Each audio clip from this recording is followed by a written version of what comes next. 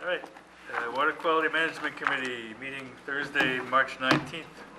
Selectmen's meeting room in Town Hall. First item on the agenda is request for $12,500 matching funds to dredge Little Pond entrance. Speaking on behalf of this is Harbor Master Greg Fraser. Good afternoon. You're on.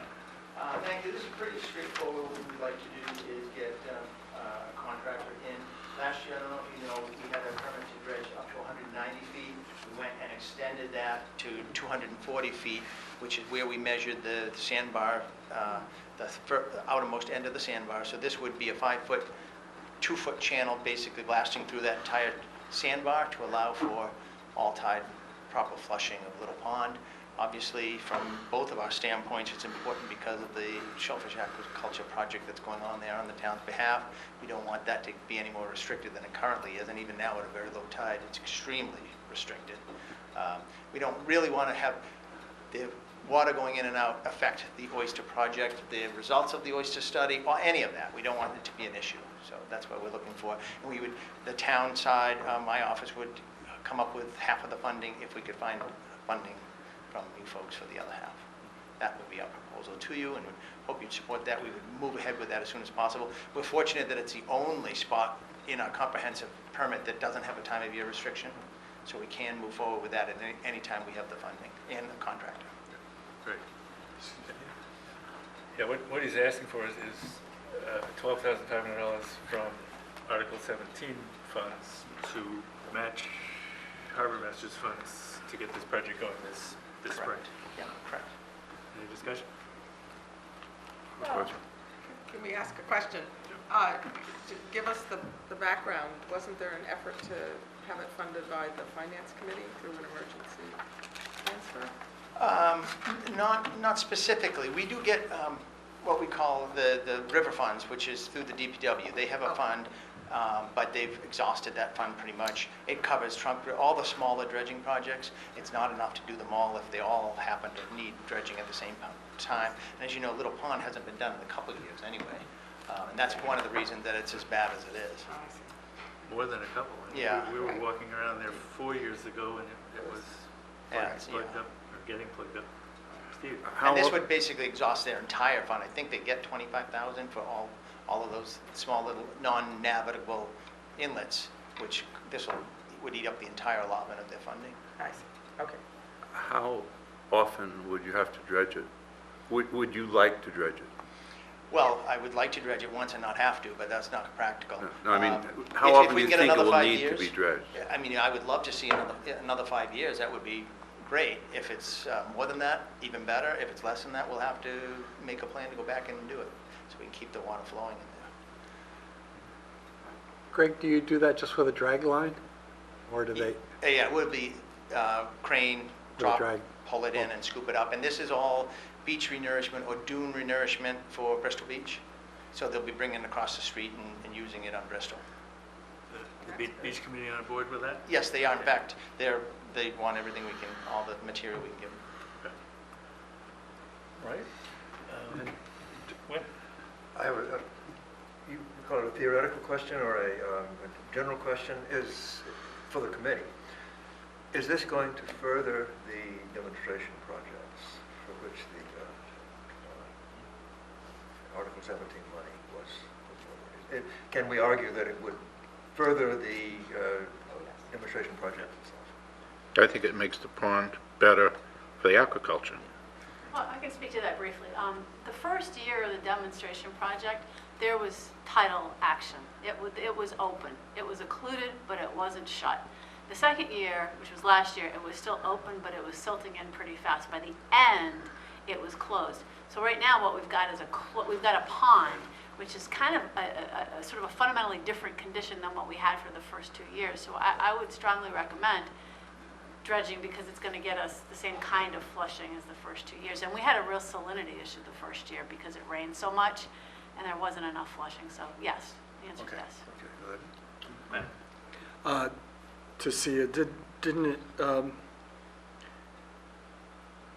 it bring some mortality to the first class of oysters that we put in there because it wasn't flushing? Exactly. Okay. Yes. So And that was our pretty test batch. significant one, too. Virginia, do we know which pot we would take it out of? Well, you have a small choice. The road runoff is the part that's the most general one. There is some in baseline data that you could use. The other categories are pretty well fixed at this point.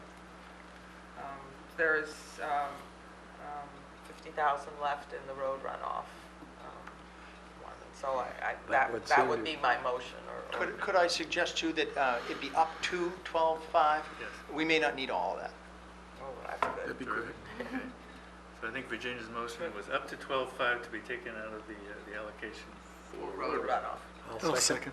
Okay, further discussion? One other question. Yeah. It's like inlet widening also.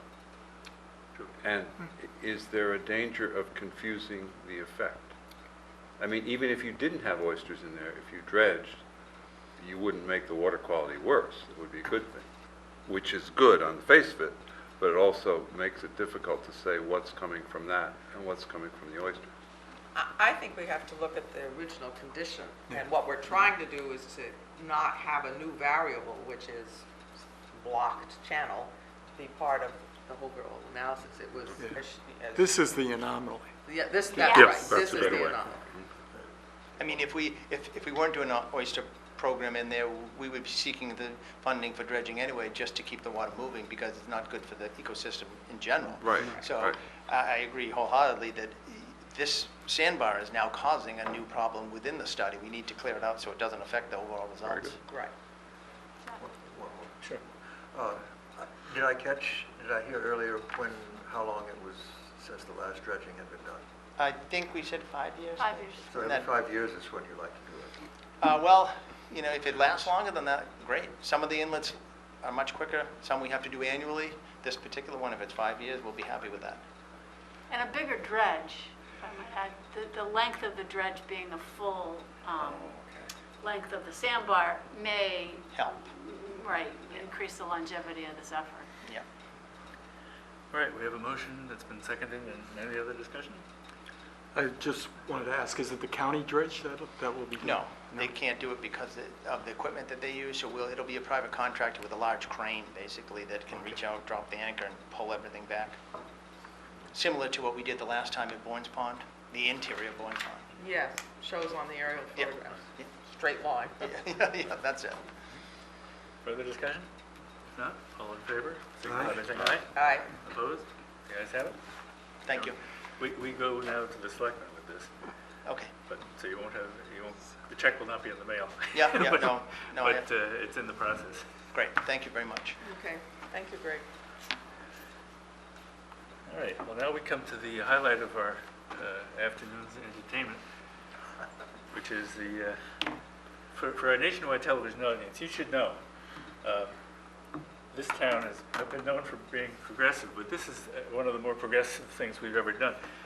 Within 2 weeks of the time that the FAA put out rules about when drones could be operated legally, the Water Quality Committee has commissioned and received a drone flight over our water body in West Falmouth that provides us amazingly useful information, and it is being provided at the one moment when the information is available, which is when do springs and other water intake into the harbor happen.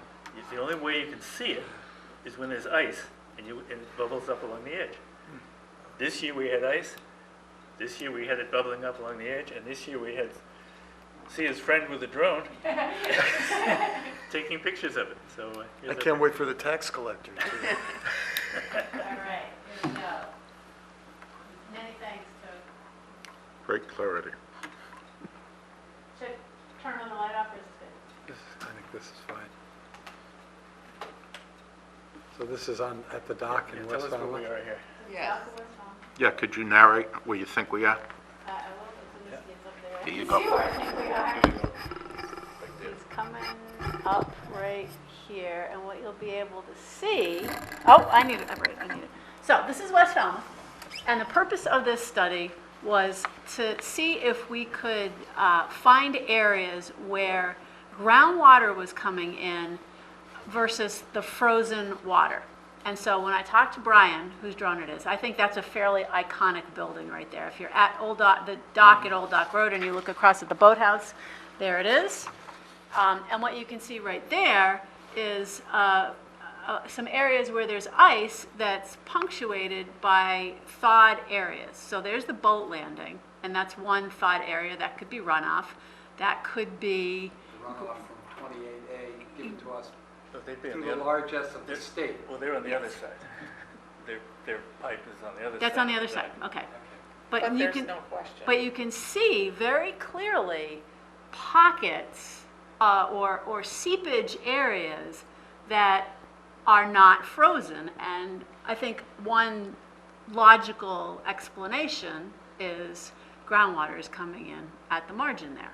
Now we're looking towards Mashapaquet Creek and Snug Harbor. That thawed area to our right is where the creek comes in. And I want to also point out, we'll get a better picture of it, but one of the reasons why Matt Weeks has thought an oyster reef viability study makes a lot of sense right there is because it doesn't freeze. You don't want your oysters getting frozen or they die. So that area, even in the coldest winters, it'll still run. But as you can see going around the entire shoreline, these areas that are thawed, when it really, if it were all a monolithic, consistent temperature and salinity, it ought to all be frozen. And it's not.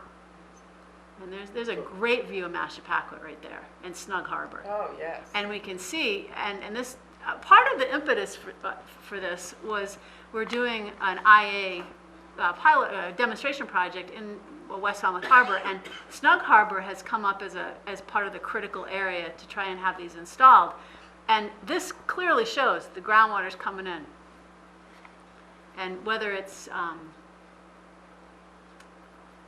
Where's our sentinel station? It's right sort of at the end of that melt. isn't it? yeah, Yeah, a little farther out.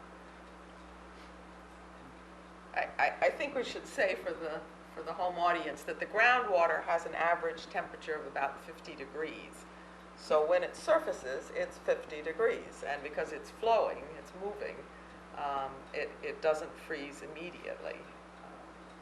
And so that's why you can see this difference between areas that have gotten down below 32 and the groundwater, which is emerging at 50 degrees.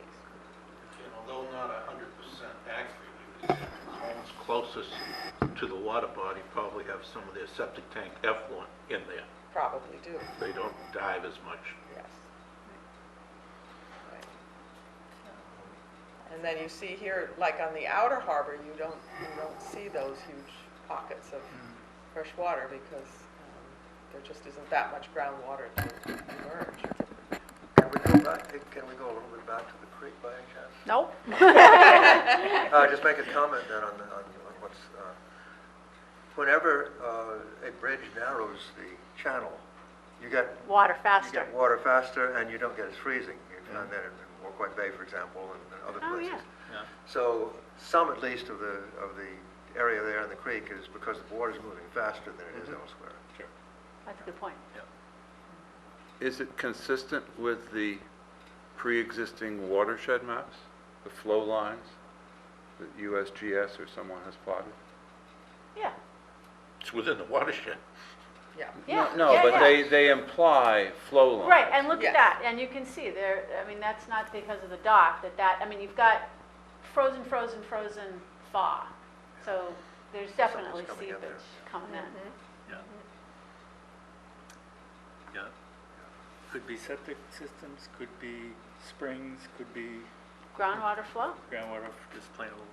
And we do know that this is the moraine, I was thinking about this, and so some of the areas, well, even that area is frozen, not as thawed as well. So really all along the shoreline, I think you get a pretty good picture. Yeah, that there's the state drain spot. Yes, Right there it To is. the right of the dock? Yep. Yeah. Well, yeah, you see the big empty space where there's no ice? That's where the There's a drain pipe is? there. I thought it was on the other side by the boat ramp. but- No. No.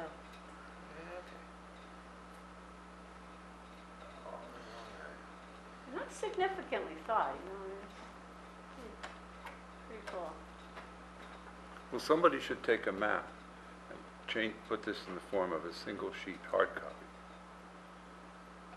All these pieces. you're Yes, saying. I mean, sit down Yes. with the map and look, watch this and mark it And up with mark the it. magic marker, and then everybody can look at it objectively and say, Right. why I've got isn't still- it I've here got- and why isn't it there? Brian took a Yes. bunch of stills too, so I have stills as well, so I don't have to look at the video, I can go through it with the stills. Big place over there. Yep. Then once you go back in the summer and look and see if there's ulva on Yes, those beaches. That'd be fun. We could do a summer flyover right.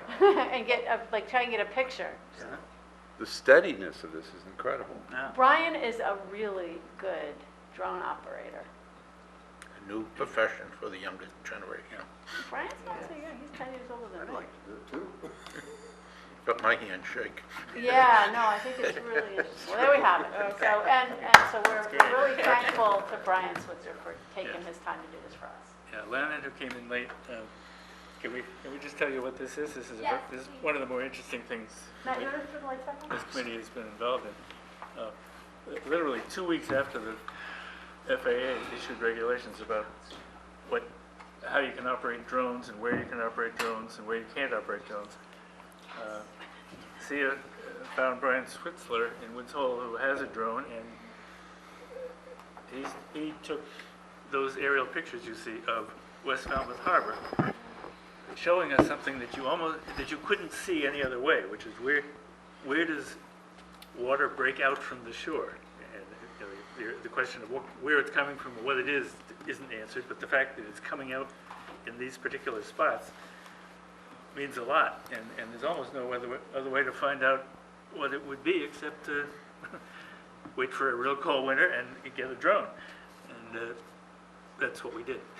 And we also should credit Mike McGrath Yes. for having the idea. That's right. He really initiated this whole endeavor by calling, I think you and maybe Jerry, Yeah. saying I was walking along West Falmouth Harbor and I noticed there are frozen areas and thawed areas, and because he understands hydrology and does this professionally, said, somebody ought to go figure out what the shoreline looks like. And when I called him, because I thought it was, you folks told me to do it because it was a good idea. My initial thought was to go walk the shoreline with a map and to try to do it that way. And Mike said, oh no, the way to do this is with a drone. And I said, yeah. I wanted a helicopter. How are we going to, and Jerry thought a helicopter, and I thought, a drone. Okay, and 48 hours later, we had a drone up in the air. Mike's first idea was to call the Coast Guard and see if they wouldn't fly over. And That's right. no. When was this? A couple of weeks ago. A couple of weeks ago. Um, I was supposed to have an interview with him, Brian Switzer, today with, showing me how to use his drone and everything. Oh, yeah. Oh, really? He had to cancel, Oh. but this is the first second. Yeah, that's great. Yes, that's right. He has other videos of Falmouth and Woods Hole posted on Vimeo right. if you I've want, seen a couple of them. if you want to put a link in the enterprise. Cool. Yeah, that's great stuff. So thank Brian and And Mike for having a great Mike idea. for a great idea. The second half of this is the update on the shoreline septic remediation project. Right, so we're talking about West Falmouth. It is a wonderful collaboration with the Buzzards Bay Coalition and the town of Falmouth. We have made great progress on that grant. The coalition has put together, with the town's input, a priority list of properties in the West Falmouth Harbor along the shore. One criteria is to be 300 feet, another was water use, another was age of septic system. After I showed Corin the Board of Health, she was not dissuaded, and she drilled into Board of Health records with this attention to detail that only somebody who cares really deeply about getting the right answer could do. So she did a great job really ground truthing the septic records. So this matrix is a really accurate list of which properties would be the best to target. So that list is 60. They're working with the Boat Club and the West Falmouth Harbor Village Association to make sure the letter that goes out in a fact sheet is appropriate. That's going out soon. They have been talking to folks and believe that there will be support and interest. And on the town side, we've been working with George and John to validate vendor responses on innovative alternative septic systems that get 12 milligrams per liter at minimum. And so we've got data sets that we had 15 vendors respond, and 14 meet the criteria, and all have submitted over 100 pages of data. I mean, we got really large submittals. So we culled through that, have a table that is just about ready. George Heufelder is taking a last look at it to confirm the numbers, and then we're going to be actually sending it out to the vendors to confirm their responses to us. So that'll be ready in the next couple of weeks, and we're going to be moving forward, going to homeowners. And I guess the third piece, just to get through the whole thing, is we realize that it's complicated to choose an IA system. There are a lot of variables. There's first cost, there's 20-year present worth of the operating and maintenance costs, there are aesthetic concerns. So we came up with an idea to put together a decision support tool that allows homeowners to set priorities for their criteria. So we have the criteria, aesthetic criteria, cost criteria, but the homeowner themselves is going to say, is this one important to me or is it 5 important to me? But the vendor information will be calculated by this working group with ranges that are very explicit. In other words, if you have a cost between $0 and $10,000, you're a 1. 10 and 15, you're a 2. So explicit criteria, but the homeowner can then, the property owner can use this decision support tool to help them make a decision about what makes sense. And we're also doing the same for eco-toilets. I did eco-toilet vendors. Yes, we're going to have the same kind of decision support tool. The list that was given for the eco-toilets, all the ones that we got the special test site status for are still available, so we're able to let people put in the urine diverting toilets. The ones that don't have product acceptance are still on the table for anybody. We're going to have the range of costs and all the other stuff. So how many options are going to be available? There are 14 IA systems that homeowners can choose from, and various permutations of composting and urine diverting toilets. So the urine diverting toilets, the composting toilets, and the composting urine diverting toilets. Okay. All of them. Mr. Chairman? Right. Sure. Are the self-contained composting toilets still being made available through the program? I want to bring up that we recommended against that. The committee, the subcommittee did, using self-contained. Oh, the package things. No, Yeah, self-contained, the one that, The ones that sit on the floor. It's, you just bring it in and it sits on the floor got and it's one all across in the one. street. the ones that they were selling. Yeah. Yeah, They have product acceptance from the Mass State Board of Plumbing and Gas Fitters, and the person who installed them, despite her complications, actually is really happy because she wouldn't have been able to put one in otherwise. So, all right, but we anticipated the problems with that. I think don't we should be think very everybody's explicit. going to be very comfortable with the, I think we have to be really explicit about the level of maintenance, and I think George, in his preliminary report, he's going to revise his draft. that's and why I then brought it up. And he's going to, and I think it'll be very fair at that point to be very explicit about the in high level of hands-on maintenance that's required for Does that system. everybody understand what Matt's Right. talking Yeah. about? If you read that Right. report that George circulated, it That makes draft. those, let's just say it doesn't make those look appealing. Right. No. These people, by definition, don't need those, because they already have toilets, and they already have plumbing, and they already have septic systems, by and large, so, you know, it's a I don't special. think they'll be installed, frankly. Yeah, Mr. Chairman, it is the easiest, probably least expensive thing to do. Right. I mean, if you wanted to get into the program, but it is not a long-term solution Right. by any means. First cost is cheap, but O&M long-term Yeah. is probably much higher. But I will keep that in mind, absolutely. Have to let people know what we know and provide them with George. I mean, George's report is coming out very timely Yeah, for this. So thankfully, we have that Like documentation. Steve said at the very first meeting here, with speed, efficiency, cost, pick two. Yes. Right, that is. Mr. Chairman, Yes, Steve? can I ask a question about the decision support tool? Yes. If there are only 14, I hope that you'll also just have the basic data available in some simple tabular form. For instance, for the aesthetic part a picture, rather than making people pull numbers out of thin air of their relative valuation of aesthetics versus cost. Because nobody really knows how to do that.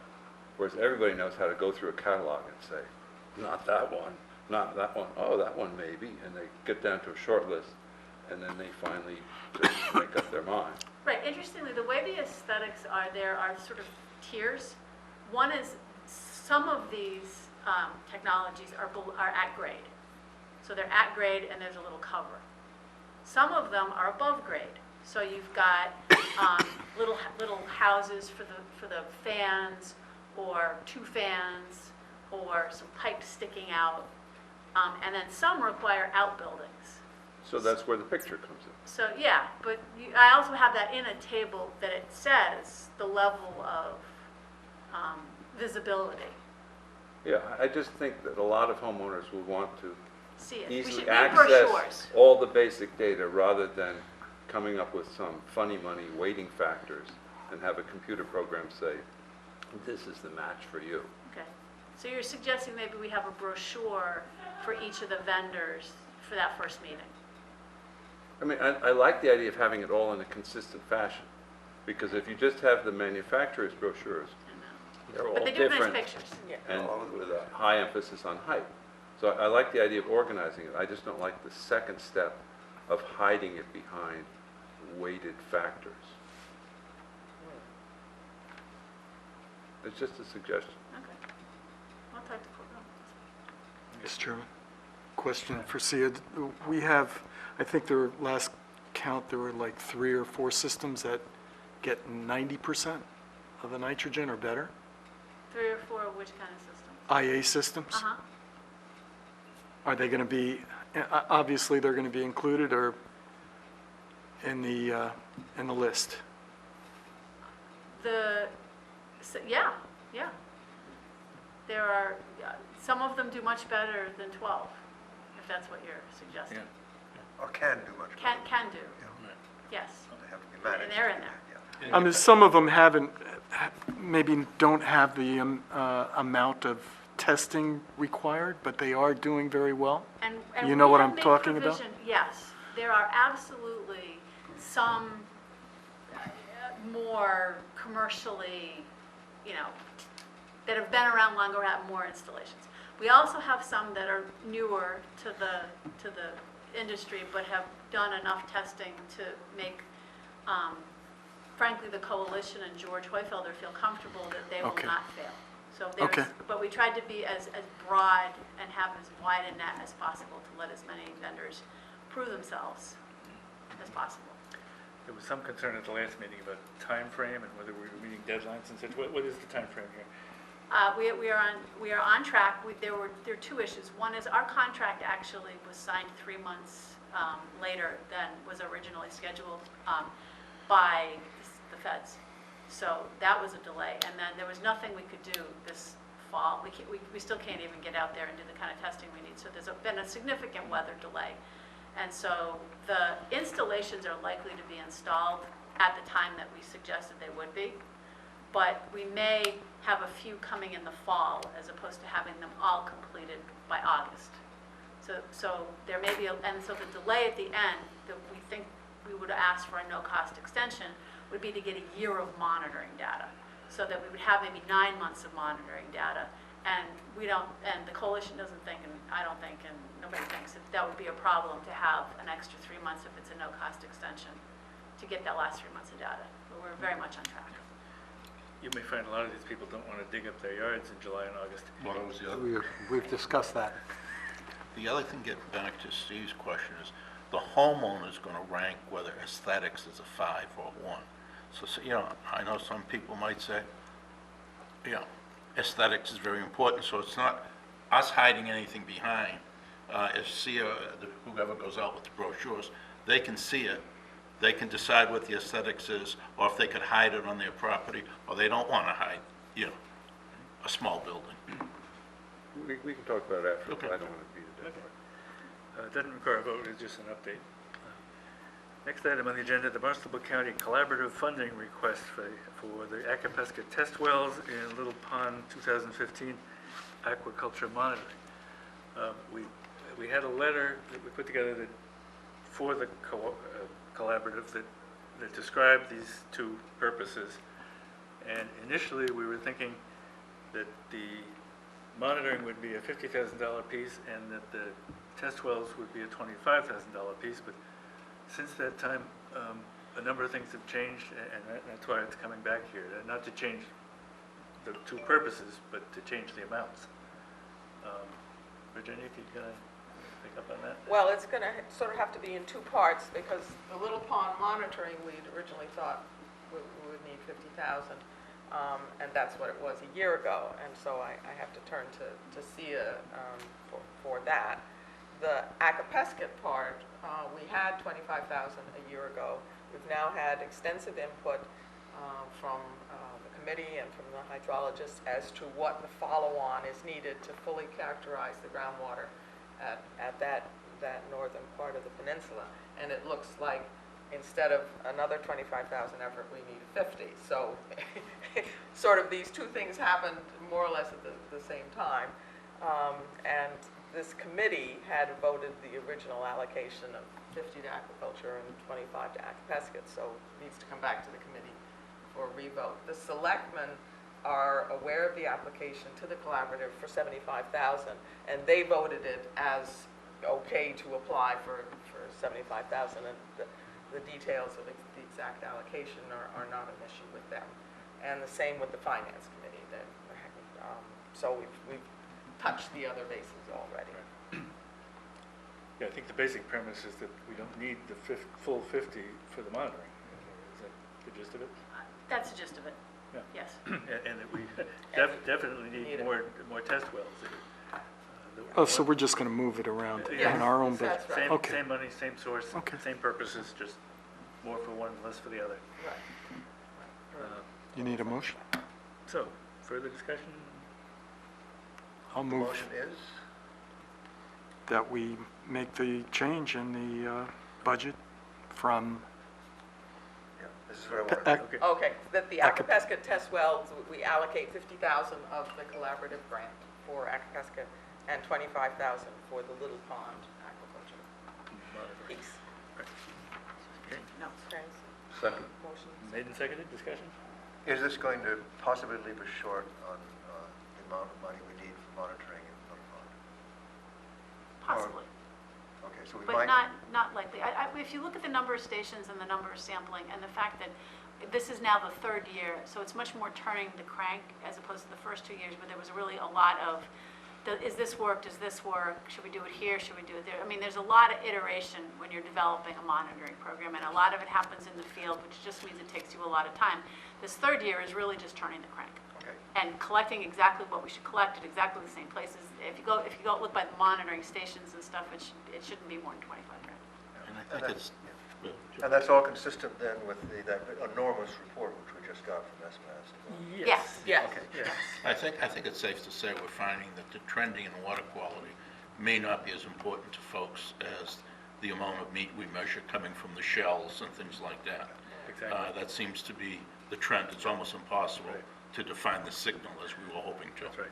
Yeah, the most useful thing that ultimately is coming out of these 3 years of study is that it's not damaging the pond in any way. Right. And it may be improving it, but it's hard to say.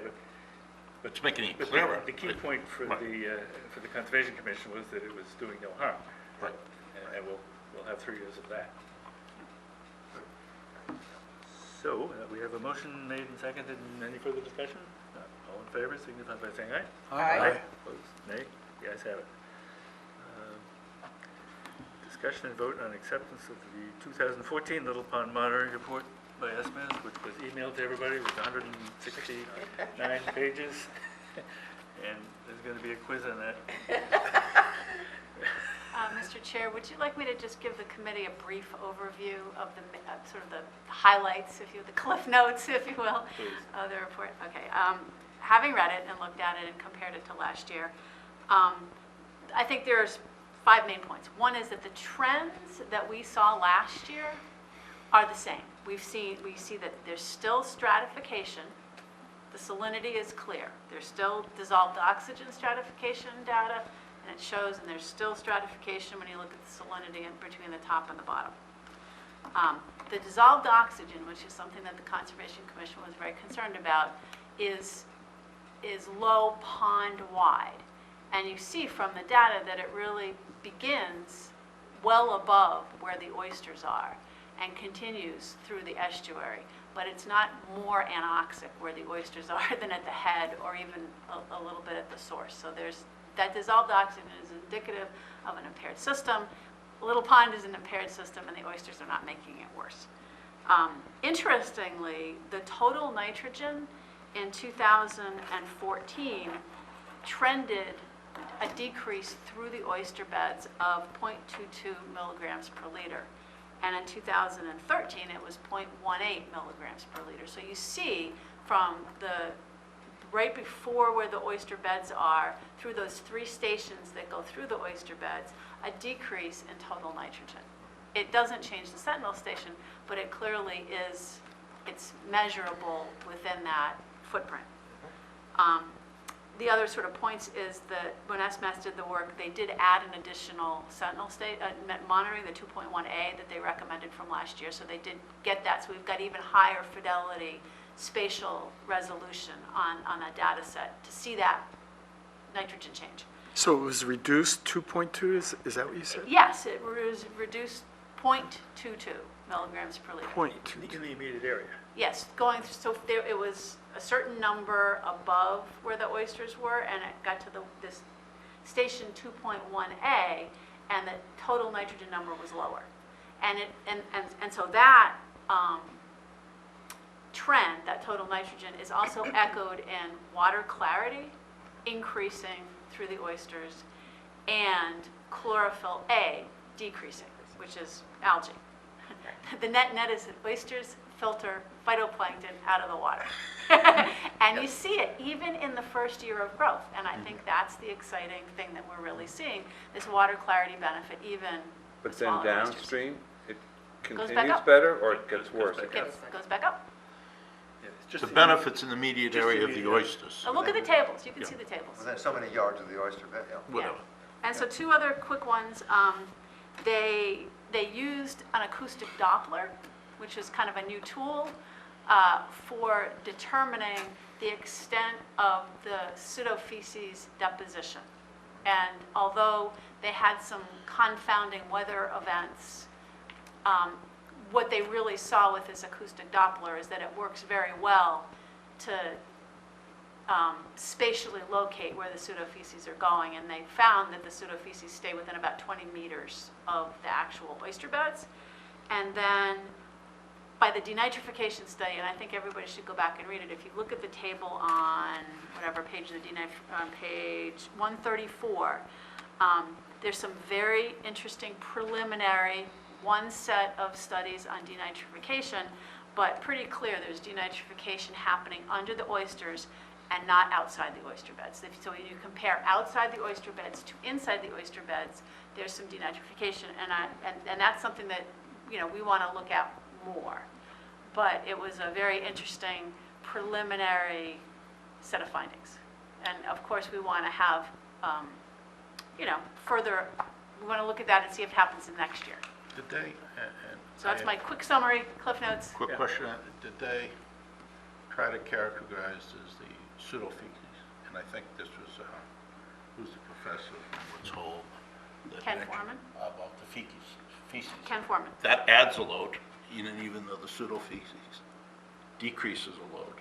So I think there's going to be some scientific debate eventually as to, is it a net positive or is it net zero? Because if you're adding more nitrogen for the I feces, see what you're saying. but the pseudofeces is being studied and it's taking something out, but you're not considering the total load, it's doing no harm at least, and hopefully it can do some good. Well, the oysters are taking up a bunch Yeah, of that's what I'm nitrogen. saying. Yeah, Yeah, the I thought oysters it- themselves are taking up a bunch of nitrogen. And I think the point of this denitrification is that whatever is being deposited is denitrifying at least as much as being deposited. I'll send you an email on that. Yeah, and I think looking at it some more would be a good thing. Mr. Chair? Sure. Just, and I'm not an expert on this, but from what I've been told and what I've understand is that the pseudofeces actually act to remove more nitrogen. There's some kind of chemical thing happening that removes more nitrogen. Yeah, the unenhanced, nitrogen. Yeah, and that's sort of what the whole point, yeah. They act as a carbon source. Exactly. And so when, Right. when you look at the pheophytin, that's a breakdown product of chlorophyll. So that's a suggestion that the feces have been used as a Thank carbon you. source, Thank you, and the John. terminal electron acceptor is nitrate. Spoken like a chemist. That's why he gets the big bucks. That's right. Thank Well, you, we've all John. learned more about pseudofeces than we ever wanted to know. So, there's 169 pages of it. Any further discussion? All right, a motion to accept the report? So moved? I'll second. Second. Further discussion? All in favor signify by saying aye. Aye. Opposed? The ayes have it. And just so the update on that is that on April, hopefully April 8th, the first week of April, we'll be going to the, we'll make a presentation to the Conservation Commission to fulfill our order of conditions for the notice of intent. So now that you guys have accepted the report, I can schedule that. Beautiful. Good. Before we move on to these next two items, which are somewhat related, we have a visitor. And have you come here for any particular topic or pseudofeces, perhaps? I was here for that topic, so. Well, No, I was very interested in hearing about the Oh, fine. questions. Okay, well, here we are. Chris works for Webner. Oh, sure. I'm Well, not sure. Pull up a chair closer in here. Come join the party. As if this is hopefully good. Right. I think you had up the research, right, Chris? And I'm sorry, I forget your last name. Oh, I'm Chris Weidman, I'm the research coordinator. Right. No, your name is known to us. I'm happy to have you here, and thank you for all the groundwork you did over the years and still do. Grant application for the Moonicus Quashnet study. By way of background, some members and Jerry and Sia and myself met with the folks over in Mashpee, about a month ago, a little more than a month ago, to talk about Wacoit Bay and what they thought we should be doing and what we thought of what they thought we should be doing. And one of the points that they raised, almost the most only point that they raised that they were very keen on was the idea that this Moonicus Quashnet study that had been proposed by SMAS was something that we ought to pursue. Now, there's a whole lot of issues involved in that, like who pays for it and that kind of thing, but the threshold point was that they were very keen on this, and we agreed that we would contact SMAS, get a rewritten or an updated version of this proposed study and an updated price tag, which we received a couple days ago. So we now have a price tag for this study. There's a time factor here, which is there might be a grant that this might qualify for. The problem would be if we wanted to apply for it, we would have to vote to do that today. The selectmen would have to do it pretty fast in order to get it in by the grant deadline. So all this is just on the table. There's no decisions been made, but if we didn't bring it up today, it wouldn't be possible to bring it up at all for this particular grant. So that's why it's on the table here. So we have to vote today, basically. If we decide the town of Falmouth wants to do it, and that, you know, there's a few ifs along the way here, but that would be true. But there's plenty of ifs, and Jerry has a few. Well, no, it's not. I think we all agreed, and we ought to explore funding and try to get three-way funding if possible. I guess this is an application that's going in from Mashpee anyways. We don't have to approve it. We don't have to submit anything, from what I understand. I'm not sure Mashpee is actually doing anything about it. They wanted us to do something about It says it. Town of Mashpee. Right, that was one of the, so in the proposal that I got and just forwarded to everybody as soon as I got it, it says Mashpee, but the study area is Falmouth. Right. And it's our sub-watershed. Okay, it brings up The state has not had a chance to look at this. It's probably 100% accurate. I have not had a chance to look at it. Our consultants have not had a chance to look at it. It's far too, to me, premature. I have concerned about bandwidth of all these. It's a lot of money, smaller grants. If Mashpee wanted to do it, they could clearly do it in our waterways, and we could figure out how we would pay our fair share of it. The other thing is, there's no TMDL finished yet for McCoy Bay. So, and we're gonna have to enter into an MOA. If we assume designated authority under 208, we're gonna come into an agreement with Mashpee on how we proceed forward with shared watersheds. So I think it might just be, it may be great for Mashpee to move ahead with, but I have some concerns about the timing, and you have to get it out by 1 April, and things like that.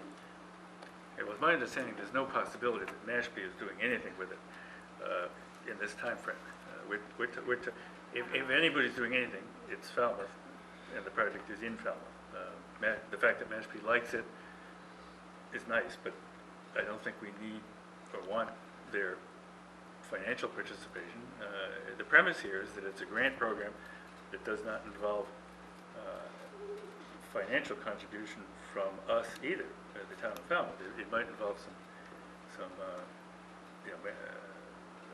hours and contribution in kind, but I don't think the grant has requested a financial match. Is that right? There's no financial match required. An in-kind contribution makes it more competitive. Okay. Could I have a clarification? Maybe I misunderstood. I thought the April 1st deadline was for a pre-application, wasn't the actual application itself. The actual application It is the is actual application. April 1st. April Okay. 1st. Yep. Okay. Okay, thank you. Mr. Chairman, Matt? I think we should move ahead with the application. This body of water has been, anybody that lives in the area knows it's been under stress for, God, as long as I can remember. There's no shellfishing. There hasn't been any shellfishing. I can't remember if there ever was. So we have a representative from Webner, Dr. Widner. I'd like to invite him to comment. Have you heard enough to know what, to have a comment? Well, he has received the report. I'm pretty new to this as well. I just had a little bit of time to look it over. I am very familiar with that system. Maybe you could get to a microphone so our television yes, audience that could would be great. share this. Thank you. Yeah, just Chris Weidman, the research coordinator at White Bay. Yeah, I'm familiar with that system. I'm familiar with, I don't know if state of degradation. Pretty much through my time, it's always been a pretty eutrophic system. It's one of our we have one of our Baywatcher sites, which is year-round, couple times in a month during the summer months, warm months, tested. So we have about 20 years of data, at least at one station on that system just above the bridge. And some of the neighbors have told me over the years, because we are down there and around in that system all the time, but recently they've said, gee, it seems to be worse and the vegetation seems to be changing. And there's always been discussion about the inlet into that system becoming more shoal. A lot of reasons why that might be. That appears to be, it's always been difficult to get in, and it appears to be more difficult to get in because we get in very often to go up in there, so we have to work our tides and stuff like that. On the other hand, when I looked at the Baywatcher data, I also see what we notice is a real freshening of that system just above the bridge over the 20 years, a very notable trend. That could be because of less tidal exchange at the bottom, but the other end of that system is what is the Quashnet River doing?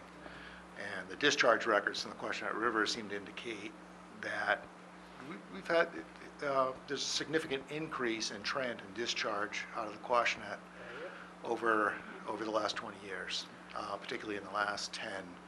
And that follows the rainfall records, which also showing the same thing, and about the same percentage of increase. It's about a 30% or more increase in both rainfall, annual rainfall, and the question is such a groundwater-fed system that it responds in a somewhat lagged fashion to whatever the atmosphere is doing. So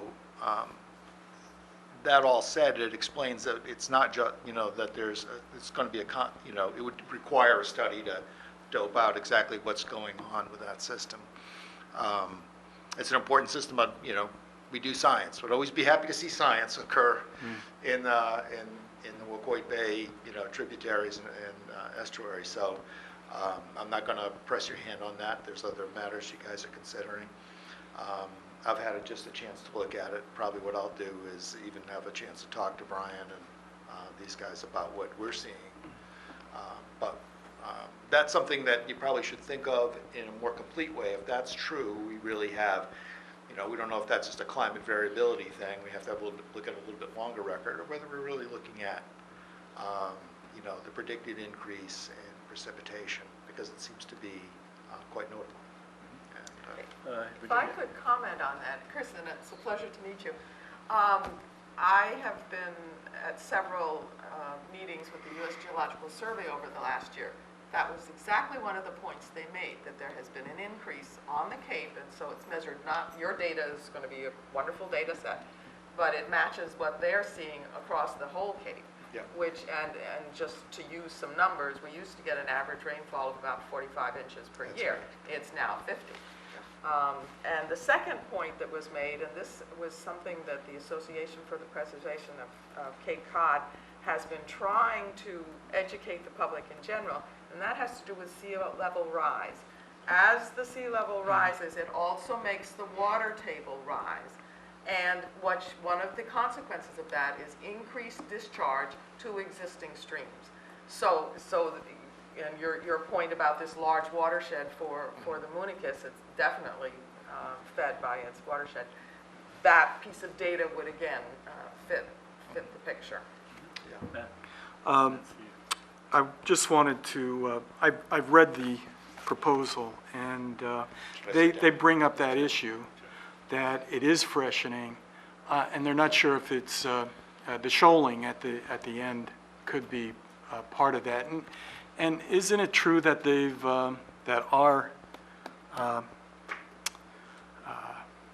that we have permitted the building of beaches down Yeah, on downstream, I think on the everybody has east pointed side? that out for some years now. It's been going on forever. They've actually brought sand in, and I think the storms add that to the shoaling at the end of the Moonicus.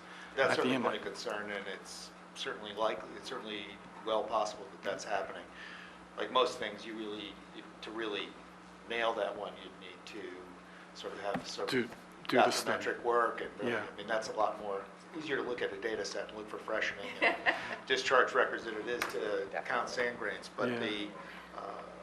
the bathymetric work is the missing sort of piece. We Yeah. don't really know how things have changed there over time. And the question, that is the largest source of surface water, That's right? right. Over Into 50%. Wacoit Bay, so it's a major contributor. Mr. Chairman, I think we have to take this opportunity to apply for a grant, even if it is going to be very close.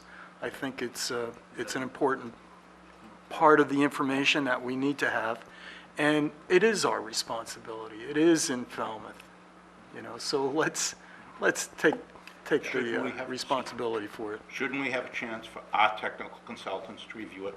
Mashpee and SMAS put this together, as far as I know, without any input from the Falmouth. Just because the money's coming from the state, people think it's free money, and we should jump on it. Maybe there are better uses of that money. I don't know if they're even doing bathymetric studies. This was something that was probably a legitimate scientific recommendation from SMAS. He's very brilliant, They are proposing a bathymetric study in here. but again, Mashpee and SMAS took a huge leap of faith of saying, this is what we want you to do. And, for one, I can't recommend it unless I have our technical consultants look at it. We don't have time, and it may be good study, but still be a good study next year. Because SMAS doesn't do anything in a year, and that's not critical of them. So if this was like, we're gonna lose the spring season in some important, in addition, we have to do more in Wacoit Bay. And I think we're taking things because someone's coming to us and saying, here, we gotta do this now, this is a grant. That's not the way to run a scientific approach to trying to solve this complicated issue with Wacoit Bay and Quashnet River. And, the board can recommend what they want. I know I will recommend against this. Okay. Mr. Chair? Sure, it's been moved and seconded, I guess, by Matt, that we request the Board of Selectmen to authorize an application to this funding source for this study. Can I ask is that the motion? Just have a motion on the floor? Okay. Can I ask a question through the chair? Did somebody second it? Second, please. Okay, yeah. Mechanistically, what would putting this proposal together involve, and who would be doing that? In other words, if we're on a 2-week time. SEA would be doing it with some help, I expect, from, GHD, and I don't have a contract with GHD to do this yet. well, then they wouldn't get any help from GHD, it sounds like. Well, the town wouldn't have a complete input. If we could go back again to the timeline, it's due April 1st. And I think Jerry has made a good point that our engineers should at least review it. But it's an application for a grant, and there must be other applications competing with it. When is the actual award date? June. June. Yeah, let me double check End that. of I June. actually brought the solicitation with me because I figured there'd be something on this that came up. I'm not sure I brought the timeline. So we may or may not get it, and we won't know until sometime in June. That's right. Third question, is it possible to modify the details of it in the course of applying for it, getting it, and actually going ahead with it? If our consultant for the GHD, for example, had some suggestions that would make it different. Now, you're the grant expert, Jerry. Well, no, I mean, one, it's if, how much level of expertise GHD has in this, or whether they would recommend something else. The other thing is, between now and 1 April, DPW has one issue at hand, and that's to get a $44 million application out. I cannot take the time and effort at this point in time to legitimately say, I can devote, not that I spend a lot of time with, SEA and GHD, but to manage this, and it's my responsibility as the contract manager. And I would question whether I even want SEA to divert time, even though, SEA's time is in part directed by the board.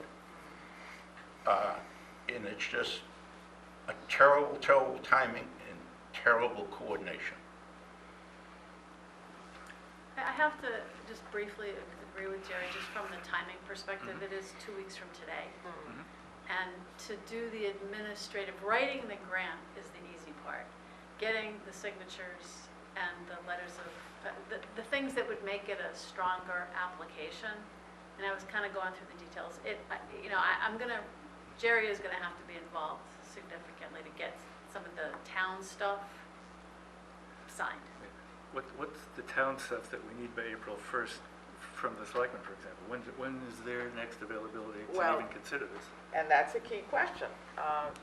Normally, we don't submit a grant application unless it's been presented to the selectmen and they approve And we can. and we can't. Right, now that's their It's- rule. Yeah. Steve? I need some more information, more of a framework to make up my mind. That this is a well-studied estuary that's Falmouth's responsibility, that has a problem. I don't think anyone disagrees with any of that.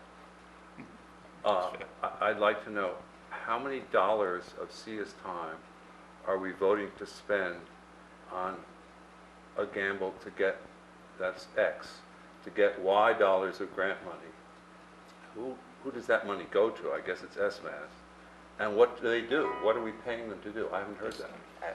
This Well, this it's is their in the budget and their proposal. tasks. So from their point of view, this is what they're doing. We may or may not fine tune that. So it's about Probably And- won't. It's a pretty, Yeah. 63,500, Yes. which is probably large compared to SIA's time on the grant application. And the chance of getting it is probably much better than that ratio, so it's a good gamble. I don't know But how if you does can it say fit? that. No, I mean, just SMAS just hasn't reviewed roughly it yet. think. It's not ridiculous. We're not Not spending ridiculous, but I would say, 120,000 of SIA's money on a 2% it's not chance of SEA, getting it's, 60,000. what else could SEA be doing? We're coming up on a betterment deadline. I'm gonna need SEA, and I don't know how much time, to do, double check. I used some of her calculations, I have my own set. And trust me, we have 200 properties we have to go through to make sure we make the right assumptions. It's the timing, not the, the value of her time. Yeah. But the last part of my question is, how does this 63,500 fit into the probable future costs of the CWMP, the part of it that would apply to this area? it updates the existing data that they have already. But that They- upsets the They entire... did this study or something similar in 2004 for the CWMP. And that's the other thing.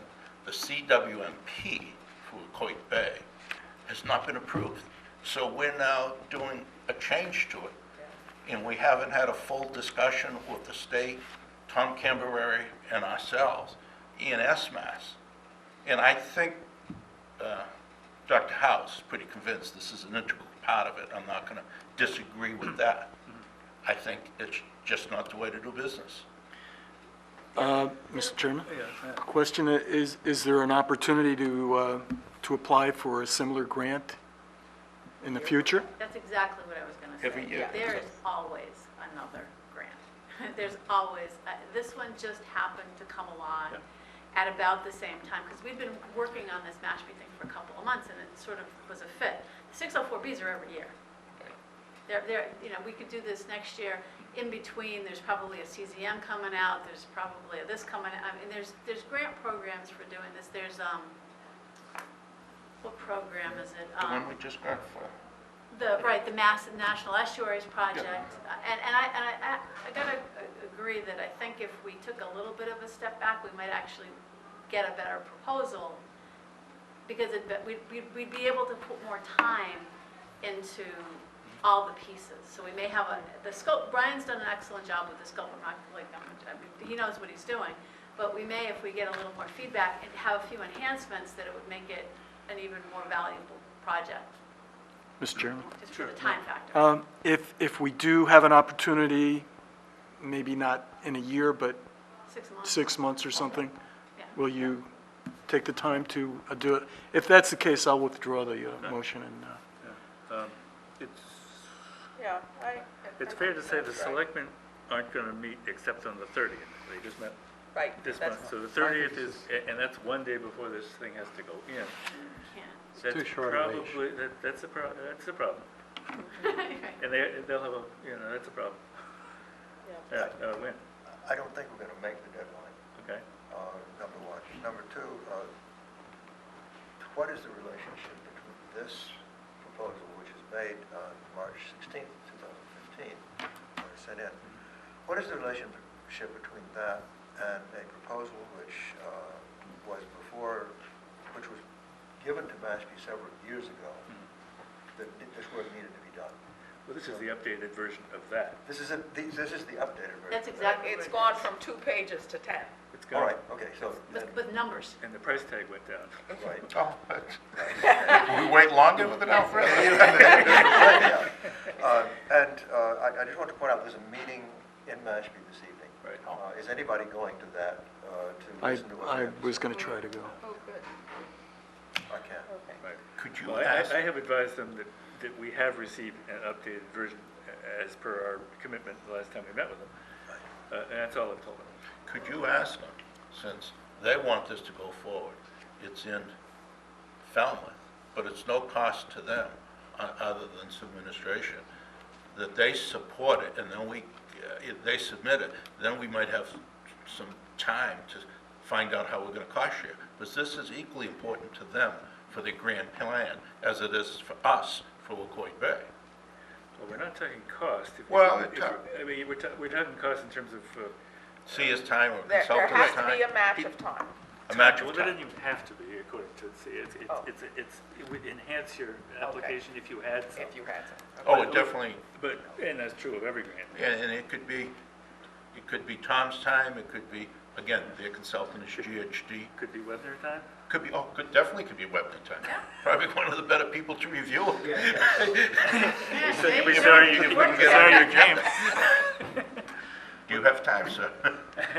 Yeah, I understand fully the 2 weeks, we just got done with that mayor's application, and that was, we had 3 proposals going on, so I understand the time pressures. But would you be available if Mashpee did decide to go forward? Because it's really no cost to them. It Yeah, might be a little bit of cost to us to help administer it. I'm a little concerned about the You could idea of assist the Mashpee project. conducting a study in Falmouth. Oh, okay. You know, I was just think trying to, Falmouth's pretty good at watching out for our own water bodies, and they could help us, or help support us, but it should not be a Mashpee project in Falmouth. Piggybacking on that remark, it seems to me that one of the ways to proceed is to say that we would like Brian House to submit essentially the same proposal to Falmouth Sure. with whatever changes they need, that we would then try to see if we can find funding for Yeah. Okay, but not go for this. it. Not go for this at Thing this that's time. happening in Submit it to 2 Mashpee. weeks. We just can't do that. and we need more coordination on this, how it fits Yeah. in Sure. to the TMDL. Hopefully Chris can help us, or Dr. Yeah. Chris. All right. Dr. Chris, right? Mr. Chair? Yeah, Steve. I think I'm saying sort of the same thing that Jerry is saying technically. I'm trying to say financially, I'd like to see how this fits in to the total costs. I mean, some budget, however rough, going forward on what a finished CWMP would be for this and the related estuary. For Wacoit. Otherwise, we're just sort of wandering down, side to side down the road, picking off little things without any picture of what the total budget is. Or at least I don't know what it is. Just on a plus side for this effort, we would be coordinating with Mashpee, which is something we have to do. We have to Right, start okay, doing that's the next more item. of that. So, Right. Yes. you know, in that regard, it is a move in the right direction. I'm willing to postpone it Okay. until we Right. have more time. All right, well, in the absence of a motion, we won't have to vote. And we'll move on to number 6. Discussion of joint Wacoit watershed, proposed, well, this idea sort of came out of the Cape Cod Commission's extravaganza a couple of weeks ago, where they had a number of tasks that they were tasking the towns for. One of them was to designate water management agencies, which for most of our watersheds are going to be the town of Falmouth all by itself, but for Wacoit, and if they ever get around to it, Sandwich. the one in Sam. Oh, McGanson. Meganson. Oh, Warren, that's right. But basically, this one is clearly a multi-town effort, and I think the thought was, well, the Falmouth shouldn't take the initiative to get Sandwich and Mashpee and us together and pursue this point, so that by June 30th, that watershed will have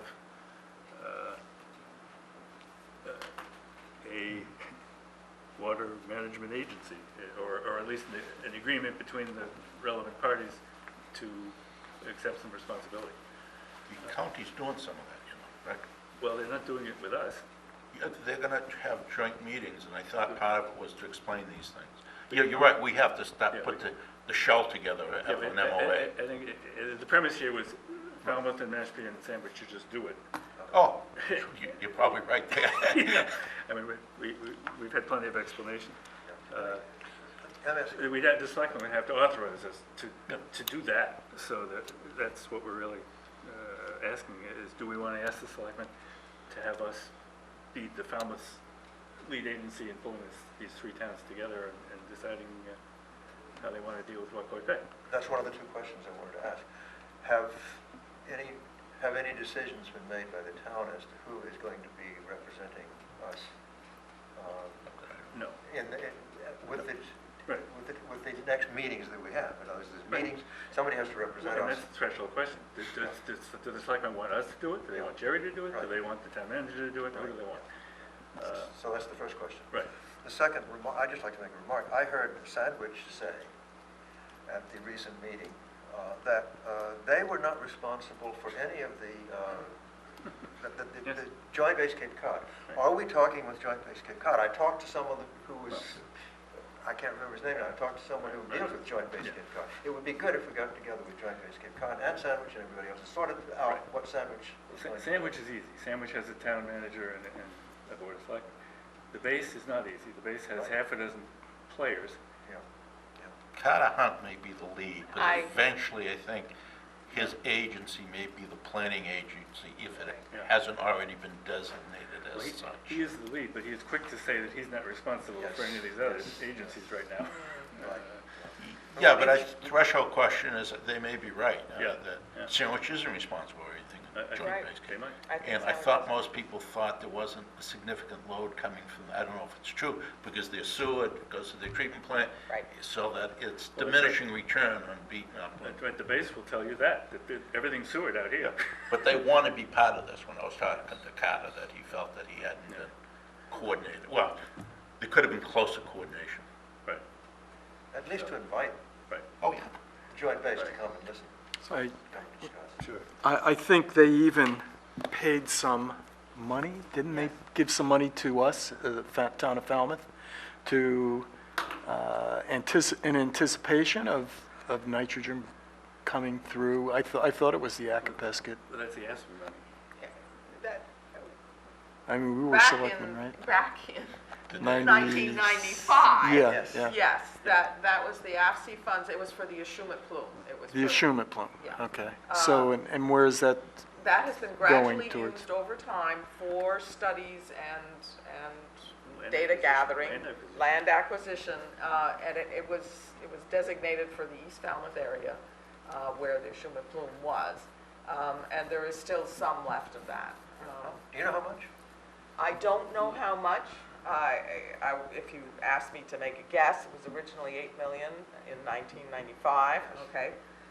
And we definitely made some significant land purchases since then. So I think there's about 2 million. That's what I heard 2 years ago. I just Okay, wondered what yes, that well, changed. it's kept, it's not used very often. It's very specific. It has to be a really special project for it to be used. So that's the only time, and that was really a settlement for the Eschewment Valley plume, which the military did not do a pump and treat system, so it was in compensation for that. But more recently, the Air Force did fund a study, and Carter Hunt was involved in that, and that was simply to look at the sewer system on the base itself and the plant, and what was its state in terms of age, repairs, problems, so on and so forth. And Carter Hunt continues to be interested in that, and I never get his agency quite straight. Mass development. That's right, there we go, mass development. Because there is some thought that mass development would actually take over the operation of the plant and become, I don't know, some sort of utility, I guess. That's as far as it went. There's a report that's been done. There have been 2 reports. One was done by C.H. Hill, and more recently, one by Wright Pierce. It's done, but it's going through, and they Review. got a red border review. Yes. If you don't have a star on your shoulder, you can't read it or something like Right. that. Wow. Or you can't comment on it. Yeah. And It's been no one un- will say anything. It's been under review for months. Right. And this is So for the it's- mass development? The future of Joint Base Cape Cod. Huh? So is it appropriate for us to make a motion to ask the selectmen for guidance on how we should proceed with Yeah. I think getting so. together with Mashpee Yeah. and Sandwich? Yeah.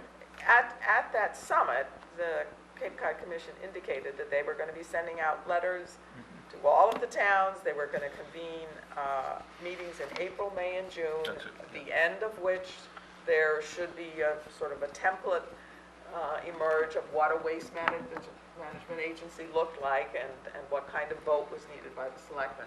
I don't know whether that has moved forward. I have heard nothing about having those meetings scheduled.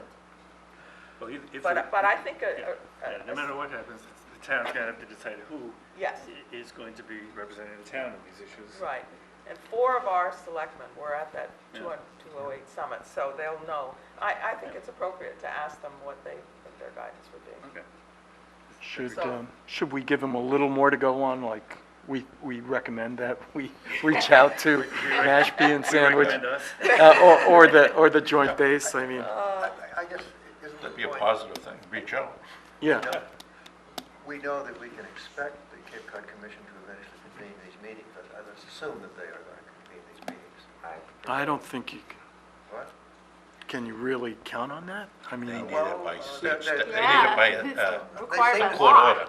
They seem to say that if they didn't do it, then they wouldn't be doing what they should do to Well, I think before, if this motion goes through, that we bring this matter up to the selectmen, one of us should do some due diligence and call the commission and find out, have you moved forward on that, or do you plan to, and I so. get The thing I wanted to ask is, should we go ahead and try to arrange meetings with Mashpee and Sandwich in addition to, or whether or not the, I would wait to Commission see the selectmen's view on that. Yeah, let's get the Yeah, that's- selectmen. that's- Let's that's- raise okay, the that's what question. we- Who represents Falmouth, and we can take it from there. Yeah, exactly.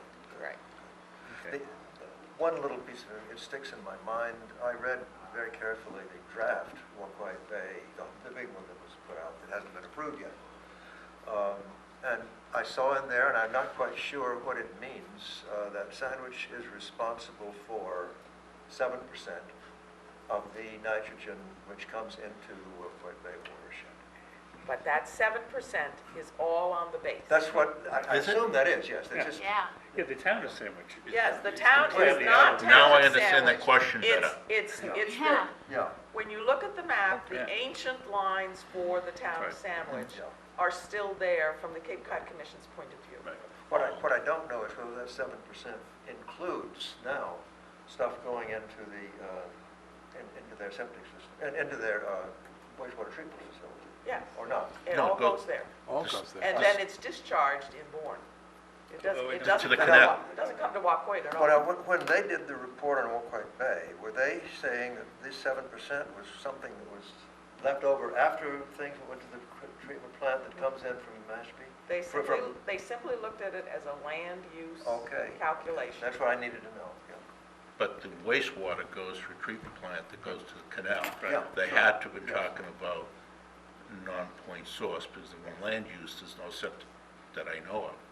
Right. Many septic I tanks on the bay. completely agree, yeah. So, I mean, and that brings the other Oh, question, this MOA is gonna have to deal with, if Mashpee has 7%, and we have 20% or more of Wacoit Bay, and some of that, there's gonna be an assumption that that proportionality is gonna be shared equally, or somehow, by the entities involved.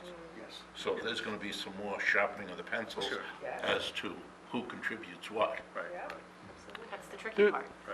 I just want to point out, too, that there's still a lot of residential neighborhoods up there Okay.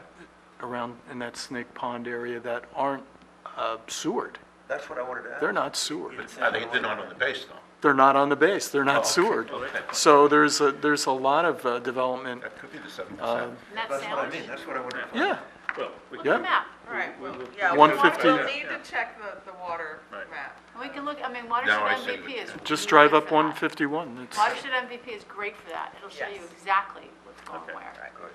all right, but the question of who represents Falmouth in whatever forums in the next few months take place is the question we're gonna ask.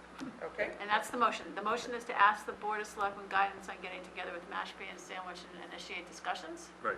And who should do that? Right. So that was John's motion. I'll second it. All in favor? Aye. Opposed? The ayes have it. Terrific. So for the minutes, I'm not recording who made the motion and who seconded it. I'm just recording the vote. Okay. A report of members and staff. Any reports of members and staff? Did I tell you we awarded, gave a notice of WBR is the contractor for all our contracts. WB Hour. Hour, OUR. okay. Okay.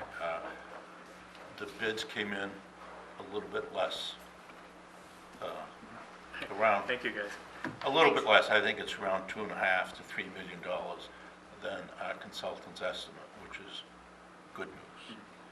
We're on a fast track to get this out by April 1, so we can have the benefit of an EJ grant, which we don't know how much that's going to be, but whatever it is, it's money we borrow and don't have to pay back.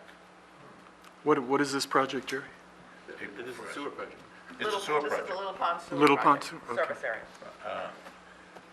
We're working with the selectmen, we're meeting tomorrow to get an update of where they want to be on doing betterments and so on and so forth. What are we going to do with grinder pumps? Are they going to be eligible? You listed most of the questions. Are they commercial properties going to be eligible? Sure. No, we get many questions, but Yeah. the thing's moving forward, Yeah, that's, and the numbers came in Yep. below Yep. the estimates, which is good. great That's news. the- Great that's news. the Great headline. news, Great that's the news for the headline. town of Falmouth. Not that we're telling you what to write. Lower than estimated. Nice. All right. By how much? 3 million. 2.5 million, 3 million? Yep. Some came in right at, something else came in a little over. It was the sewer bid that brought us under. Yeah, I've got something which is a thing being put together called a decision maker workshop on solutions to nitrogen pollution, solving the cranberry puzzle. Cranberry bogs are a well-known contributor of nitrogen. The coalition is putting together a 2-hour conference on the subject on the 14th of April. And those of us who attend, new members can't go. So if Steve or Wynn wanted to be interested in cranberries, they could, attend. Take good notes. What time of day? 4 to 6 p.m. in Wareham. I could barely make it. Think trying to What write time? grant 2 weeks. 4 to Never 6. mind. 4 to 6. I would forward this to you if whoever wanted to go. I could make that. Okay. I might go. Okay, I'll forward it to both of you. Yeah. The only, that sounds It's cranberry very bogs. significant to Yeah, us. yeah, here, I'll forward it. Somebody should tell us which estuaries are affected by this issue in town.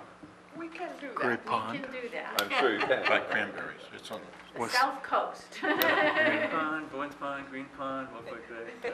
Oh, well, Most of them. not Little Pond, Not Little Pond. Not little, not Oyster Pond, No, right, but just the ones. Falmouth Inner Harbor. no, but Yeah. quite a few. Coonamessett River. Okay, so we'll send you a list. Okay. Okay. Another thing, George Can I Hoyfeld. keep this? Sure. George Hoyfeld has sent around his preliminary first cut look at the aqua toilet study. He cautions everyone he's only dealt with 4, 5, or 6 units for a short time, but it is what it is, and it was sent around.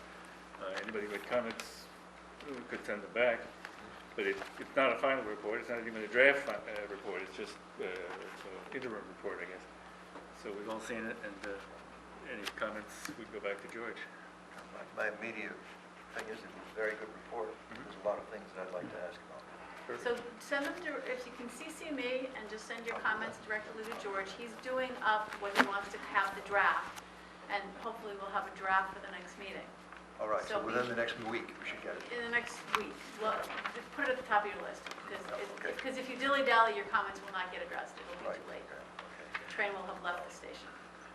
I've already sent comments to him. Great. Okay. Great. I'd like to just report, several of us received a copy of the, I think you received a copy, and several other people received a copy of the report of the total, the whole report supposedly, on the Three Bays area study which was done. Oh, on yes, housing. yes, there's been some good comments on that. Yeah, there's been some big comments on that. I have on the computer, I didn't have a chance to I have on the computer my comments on that report. And I would just briefly like to say that the report is using a legitimate methodology, number one. It has chosen variables which are relevant to the issue. But there are no details in there as to how it's actually modeled, and you can't, there's a lot of questions. I've tried to document what questions we have about it. I'm going to send all that around, and I'd like to discuss that, both with the author of the report and maybe next time. It's an issue, a very important issue to get him. Might be able to help you in that. I think that was, I sat in for Selectman Moffett at the last collaborative meeting, and they're going to arrange to have the author come in brief. That committee is very high-level type thought process, and wouldn't probably have the questions you might have. So if I find out, I'll let you know. My recommendation is get your comments together and send them to Erin, because she will get them to the author. Right. And he probably has the data and the actual specification of the model somewhere. He must have that. It's a black box. It's a black box as it's presented to us as a black box. Yes, And I right. No, it was interesting, peeling back the onion. You look at the report and it's like, well, it's going to be in the appendix. You get to the appendix and, well, it's going to be somewhere else. And then you kept looking and it wasn't there. The data are there and the specification of the model is not. Right.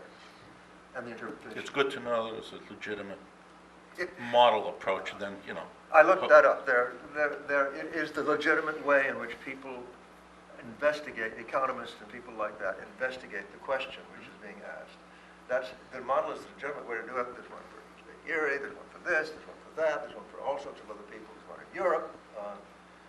I looked at them. They're all somewhat more complicated than this one is. This is being done, I guess, with less money and less time available. But it's a legitimate exercise. And I think the question I think we ought to be asking, and I'm going to try to set up, is are there other factors which, given that this is a simple model and it ought to be a simple model, are there other factors that ought to be included in a simple model that have been overlooked, really, for which we have data? like what? Excuse me? Like what? I have a list of them. I know, because I know Ron had some, and this was just basically the value of a house and value of water quality, not to get into the esoteric arguments of is one type of nitrogen system better than the other, does it improve the house value? It was something intuitively we all thought. Water quality goes down, your house value goes down, and if the higher equity house values go down, and the town's budget is the same, That's right. the rest of the town Has to pay picks for it, up the delta in the lost value. I think it's a reasonable argument. I think that this is a first step in documenting Yes. what the actual figures might be. And we might ask ourselves what some of the other things that we need to take into account are, but some of them are easy to take into account, some of them are very difficult to take into account. And I'm 30 years away from having done this kind of work. So I would like to have backup from somebody who's done this kind of work more recently than I have. And I never did a great deal of it. So I'd like to find out if we have someone who could look at that and say to us, this is the stage it's at now, this is what we might suggest that they do next to see if they can strengthen the results. Trust me, no one has done that. I've been trying for years to try to equate property value and with water quality value. I, one time, made some assumptions, a 5% reduction, how would that do? But it was just arbitrarily a 5 or 10. There are people who are doing this around the world. None of them that I've talked to, and I don't know who to go to. The list he's got is a pretty good list, All right. actually. And where is that report available? Online. Well, I can send it to you, you don't have it. I have, Oh, we got the electronic copy. we'll get the electronic copy. Yeah. That's- But you have so many factors. I mean, there's Yeah. Yes. the insurance, just the flood insurance issues that have come up. I mean, that's a one huge factor you one. might want to include. But let me put it this way. When you develop any kind of a model of an economic factor like this, you don't try to put everything in. You try to choose variables which are going to be fundamentally important. And then you try to exclude a few that aren't fundamentally important by running them through the model. And he did this for a couple. He discovered that I think it's if you include, for example, What are the two variables? Floodplain would be an interest. What's the sensitivity to the new flood insurance? That would be an interesting one to put in there and see if, That's right. but they can run that through, if they have Didn't you the, if say they have the that? data, they can run it Right, through right. relatively quickly. Right. And Your Doesn't water necessarily quality mean could that go it's, up and your values could go down because people don't want to buy the houses with the high flood And insurance. that's That's what right. woman. That's right. And, The hour's getting late. Yes, yeah, anyway, So, anyway. so one more bulletin, moving off All right. the economics, which are a bit conjectural here. Yes. So yesterday, in Boston, the MEPA unit held a meeting yes. with Town of Falmouth. Jerry was on the speakerphone along with Brian Dudley, DEP. I attended with Nate, and then there were several people from the MEPA unit. This is to take the next step with the widening of Bourne's Pond. The notice of project change is a formal submittal, and it is customary for the engineer to sit down with the agency and just say, you know, what are the things you're specifically looking for, what kind of form. And so that occurred yesterday. It was about an hour-long meeting.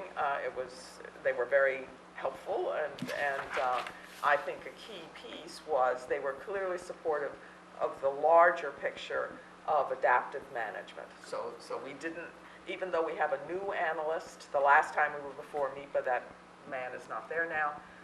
So we were, in a sense, starting with somebody new.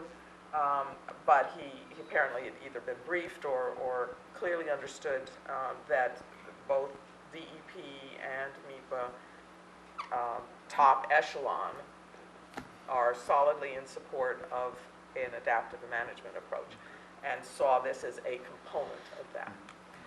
So the reason I'm bringing this up is that GHD is going to work on the draft submittal, which will be about 10 pages of text, we estimate, and then various appendices. And that needs to come to this committee. And so we sort of worked out the time frame. So it's going to be April 30th. So you'll get it 5 days or so ahead of time to look at. And we will need to finalize and do any tweaking at that meeting on April 30th. And then it has to go to the selectmen, and then it goes to MEPA by their deadline on May 15th. All right. Which brings up the question of schedule. April, we have a meeting on the 2nd, which is the first Thursday, and I would suggest we skip the 16th because we have 3 Thursdays, and the 16th is right town meeting week. And we might all, those of us who are at town meeting might not be wanting to go to another meeting on the 16th. So that would leave us still with 2 meetings in April. So the two meetings are the 2nd and the 16th? And the 30th. Right. The 2nd and the 30th. Right. Good news on this is the selectmen authorized Julian to submit it.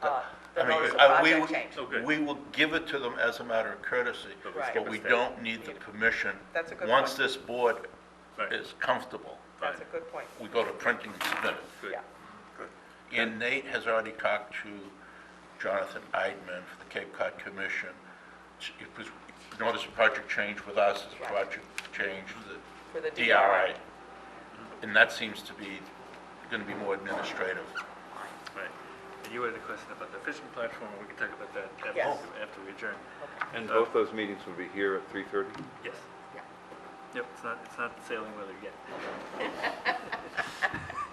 But it's coming. All right, report of members and Icebergs staff. have the right-of-way. By the Huh? way, the Racing Rules of Sailing, the latest edition is that icebergs have the right-of-way. Icebergs have the right of way. Icebergs have the right of way? Yes, ask the Titanic. So do islands. Minutes. Review and vote on minutes of prior meeting. Everybody was sent the Yep. minutes of the prior meeting. Anybody who had the opportunity to offer amendments or suggestions did so. We now have a final version. Any, a motion to accept it? Hear a motion from Wynn to accept the minutes of the prior meeting. I'll second. Seconded by John. All in favor? Aye. Aye. Opposed? The ayes have it. Abstain, I wasn't here. He wasn't here. One Fair enough. abstention. One abstention. All right. Matt has a motion. I move adjournment. Second. All in favor? Aye. Opposed? Got it. Thank you. Goodbye.